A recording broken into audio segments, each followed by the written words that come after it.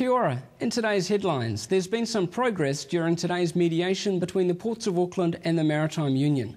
The union has agreed to shorten its second strike and will begin that tomorrow night instead of tonight.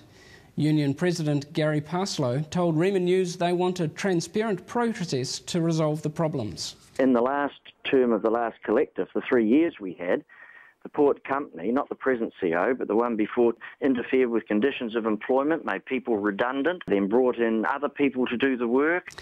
Mediation will continue tomorrow. Two communities have taken action against prostitution in their neighbourhoods. Residents near an illegal brothel in the Auckland suburb of Remuera spent 3 months gathering evidence which they presented to the Auckland Council. The council found the brothel didn't have resource consent and has issued an abatement notice requiring business to cease.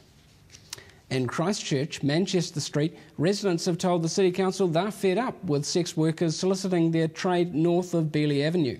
The Council's enforcement unit has been notified to remove or fine any individuals from trading on the street. Labour is continuing its calls to curb the Serious Fraud Officer's powers. David Parker has sought changes in the controversial Search and Surveillance Bill, especially around the SFO's ability to demand information from media. Mr Parker is accusing National of not caring about the freedom of the press. His comments relate in part to the investigation into South Canterbury Finance, which could be facing 21 charges over transactions worth $1.7 billion. SFO Chief Adam Feely emphasised the significance of the case. To the best of my knowledge, this is the largest fraud alleged to have been committed in the history of New Zealand. The Pike River mine should be ready for sale by early next year.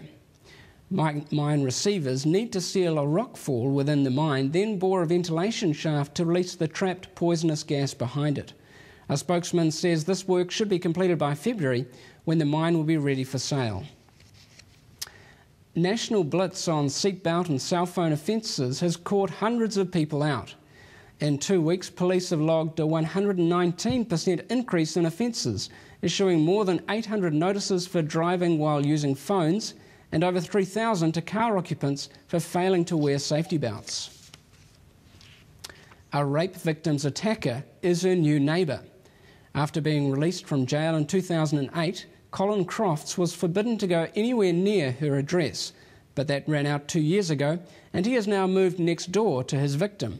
Police Minister Judith Collins says the unnamed woman can apply for special restrictions to be attached to her protection order. Russia's protest movement has won an unexpected ally, the last leader of the Soviet Union.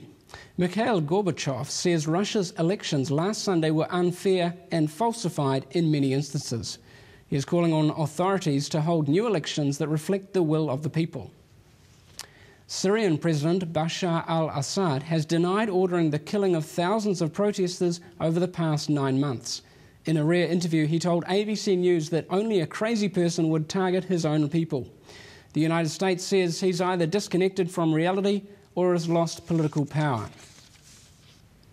America is marking the 70th anniversary of Japan's attack on Pearl Harbor.